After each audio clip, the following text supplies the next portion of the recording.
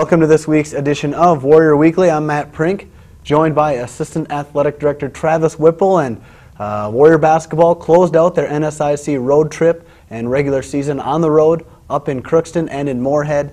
We'll start with women's basketball. A really tough weekend for them, traveling up there, 8+ hours and coming home with 2 losses. On Friday night, a 66-51 loss, just a heartbreaking loss to Moorhead, and then following that up with a 77-63 loss to Crookston.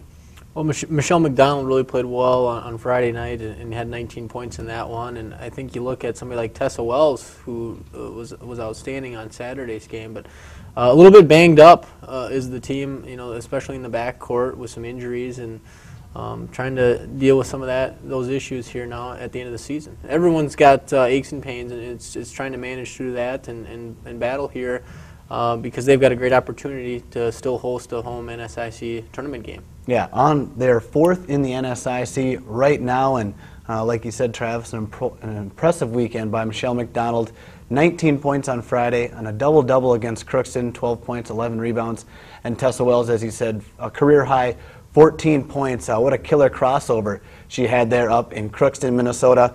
They are 16-8 overall, 12-8 in the NSIC, and like we said, 4th in the NSIC, and really need these two games coming up this weekend to keep that home game in the first round. Absolutely, and that's a huge, having that home court advantage, because if you are lucky enough to win on Wednesday, then you're headed up to St. Paul for the weekend. So it wouldn't be good to be on the road, and then if you get a win, come back and then have to travel. So a lot riding on this weekend, and a big matchup, especially with Duluth, who comes in just right there on our heels.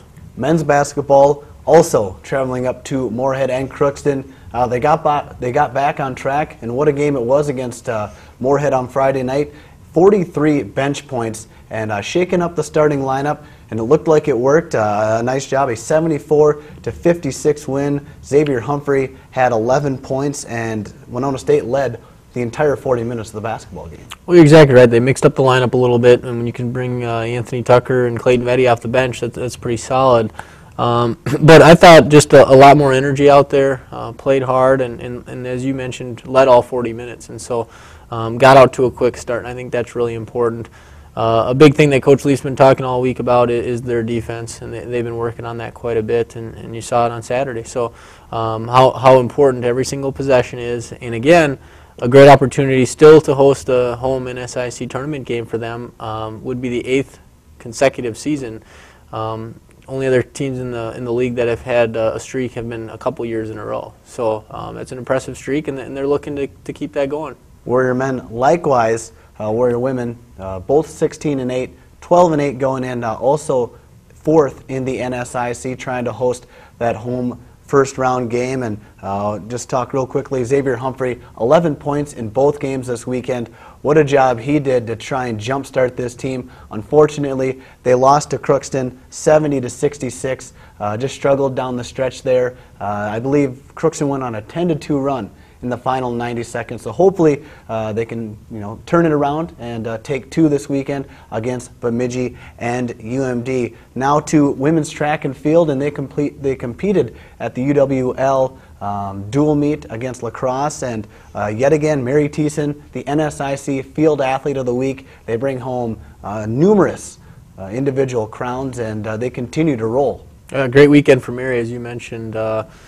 Set a PR there and is 9th best in the country right now, so doing an outstanding job and a great opportunity. They're gearing up this weekend for their indoor championships in Bemidji, and so obviously a lot riding on that, and an opportunity to be a conference champion for numerous individuals as well as the team. Yeah, the Warriors claimed 5 individual crowns. Kate Dine once again claiming the 55 meters, and I mean the list goes on of their accomplishments on the season. And yes, exactly, getting ready for that final indoor season, the championships up there in Bemidji, and then finally getting outside if we ever get rid of the snow. That's something we got to work on still as well. And tennis got underway and started their NSIC schedule. You're a former coach.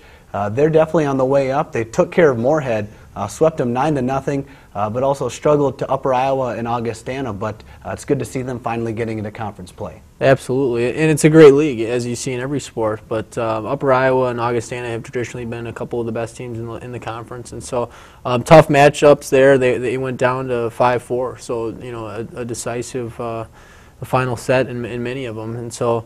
A good win against Moorhead, though, as you mentioned, and in the singles matches, 4 of the 6 of those they won in straight sets, and that's pretty tough to do. So great to see our women's tennis program continuing to get better. A very young team, and so I think we'll see great things out of them the rest of the year. The Warriors are in action this weekend up in Duluth, Minnesota, taking on Southwest Minnesota State and the Duluth Bulldogs. Softball, what a start they got off to, Travis. You were there for the NSIC RMAC crossover. They went 4-0 on the weekend, and they outscored their opponents 50-16. Molly Link, the community college transfer from Kirkwood down in Iowa. What a turnaround she had coming up here, and Coach Jones was very happy with his team's performance this weekend, to say the least. Absolutely. I'm not sure he was expecting that. Coach Jones, he's kind of a pessimist, though, and came in last week and was had his questions, but wow, did they play well. And Molly Link, red hot. Molly Bielen played extremely well, too. But yeah, what a statistic, outscoring opponents 50-16, and good competition. And great matchups with the schools from the RMAC, which you won't see that the rest of the year, and they'll come up big as regional rankings come out later in the season. But what a great start! Move all the way up to 11th in the nation this week in the recent polls. So great start for softball, and looking forward to some outstanding things as they travel for spring break here, and they'll get 10 games in. Once again, Molly Link named the NSIC Offensive Player of the Week. What a weekend she had. I believe 9 hits, 11 RBIs, 3 home runs, a couple home runs in a game. So certainly a great sport to look forward here for the Warrior softball team. Coming up next on Warrior Weekly, I'll welcome in head gymnastics coach Beckie Rolbiecki. For the best cars, best prices, and best people, get your hoops on the sunny side of Highway 61, Sugarloaf Ford Lincoln Mercury. And speaking of hoops, 3 lucky fans will be drawn in the second half of each game for a chance at a half-court shot, the last home game to win a brand new 2011 Ford Focus.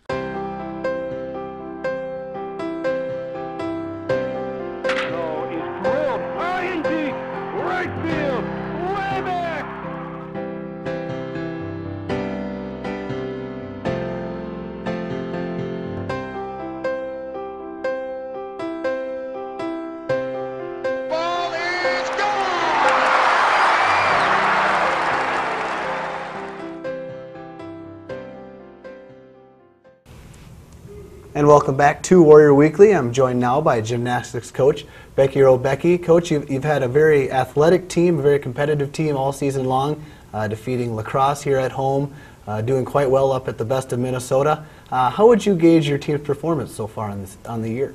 This is by far the strongest presentation that the teams have put up since I've had the team. I think that the depth of the team is what's making us super strong this year.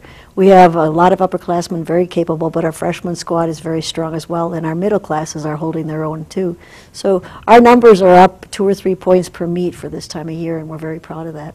You lost a very close one against Stout. It's kind of been up and down, but you guys have faced a lot of very tough competition, at the upper divisions as well. Yeah, this season our conference is extremely competitive. In some years there's been a little bit of disparity between the upper levels and the lower levels, and so everybody is pushing it to the limits in their squads and also making us push it to the limits too. So we have to rise to the occasion, and we have to stay consistent on 4 events to do well, and we're doing that, but not consistently enough yet. I see it coming. I see it in the gym, so we're hoping that we follow through with the rest of the season in that manner. You close up the season here with Hamlin and then welcome in Gustavus at home. What's something that this team maybe needs to work on for those WEAC championships and heading into the postseason? Well, right now we've been working this week on the final tweaking and tune-ups of the routine. We're going after those tenths and half-tenths that we haven't had a chance to really work on. The skills are there, so we just have to make sure the kids are believing in them and trusting in them, and then tweaking the execution so that we get things clean and presented well, because it is going to come down to fractions of a point, I believe, for who's going to go and who isn't, and we're trying to give ourselves every advantage by paying attention to those details. All right, well, thank you very much, Coach, for joining me here on Warrior Weekly. Don't forget, a lot of Warrior sports happening right now. Make sure you check out all the latest action at WinonaStateWarriors.com. That'll do it for this week's edition of Warrior Weekly. We'll see you next week.